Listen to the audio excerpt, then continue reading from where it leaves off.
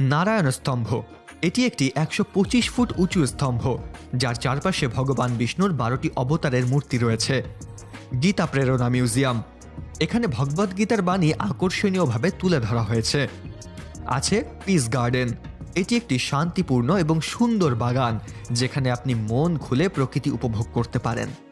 সামগ্রিকভাবে স্বামীনারায়ণ অক্ষরধাম মন্দির শুধুমাত্র একটি ধর্মীয় স্থান নয়, ভারতীয় সংস্কৃতি এবং শিল্পকলা অভিজ্ঞতা করার জন্য একটি চমৎকার স্থান।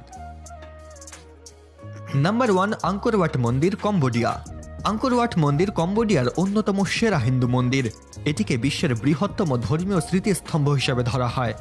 এটি প্রায় 500 একর এলাকা জুড়ে বিস্তৃত। এই মন্দিরের মহিমা ও পবিত্রতা দেখার মতো।